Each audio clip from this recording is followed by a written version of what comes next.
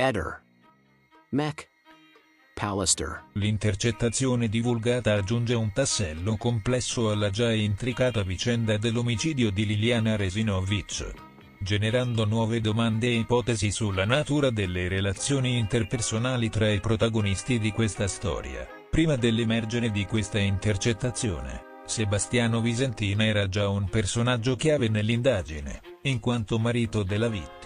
La sua affermazione di non essere a conoscenza di una relazione extramatrimoniale tra Liliana e Claudio Sterpina, e la successiva decisione di bloccare il numero di Sterpina sul telefono di Liliana prima di denunciarne la scomparsa, avevano già sollevato sospetti.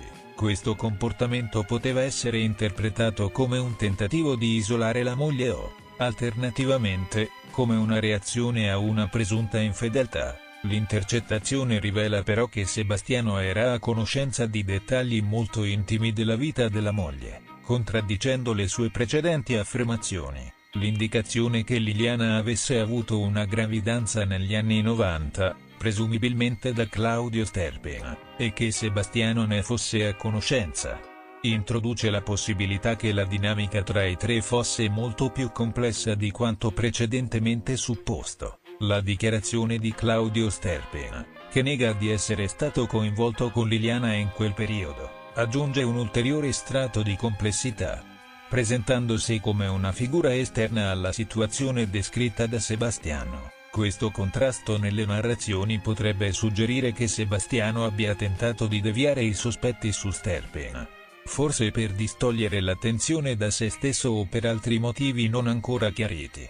L'elemento degli hard disk menzionati nell'intercettazione è particolarmente intrigante. Se contenessero effettivamente foto di Liliana e Claudio, potrebbero fornire una prova concreta della natura della loro relazione, sia essa amichevole o romantica. Sebastiano sembra preoccupato per il potenziale impatto di queste foto, il che potrebbe indicare che era ben consapevole della relazione e che temeva le conseguenze della sua divulgazione. Analizzando l'intero quadro, la posizione di Sebastiano come principale sospettato potrebbe essere rafforzata da questa intercettazione. La sua apparente conoscenza di dettagli intimi della vita di Liliana, contraddetti dalle sue dichiarazioni pubbliche, insieme ai suoi tentativi di controllare le comunicazioni di Liliana e la sua preoccupazione per le prove potenzialmente incriminanti sugli hard disk, delineano un profilo di una persona potenzialmente coinvolta molto più profondamente nella vita e forse nella morte di Liliana di quanto precedentemente ammesso. Tuttavia, è importante ricordare che in assenza di prove dirette, queste rimangono speculazioni e interpretazioni degli elementi disponibili. Solo un'indagine approfondita e la valutazione di tutte le prove potranno portare a conclusioni definitive sulla natura del coinvolgimento di Sebastiano e degli altri individui menzionati in questa vicenda.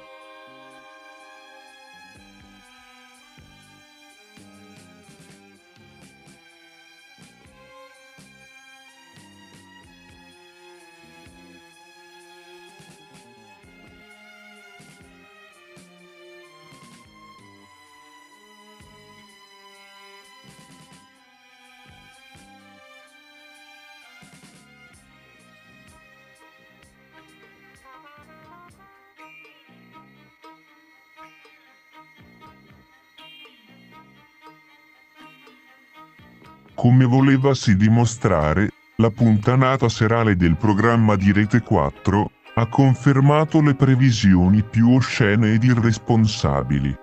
Puntualmente gli espertoni di non so che hanno proclamato la ininfluenza della rivelazione bomba sulla gravidanza di Lilli incinta di Claudio Sterpin.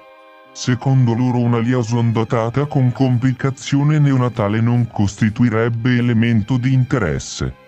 Si spingono oltre i campioni della difesa dell'indifendibile aggrottando smorfie di indignazione per la natura infamante delle rivelazioni rese sulla sfera personale di Lilli.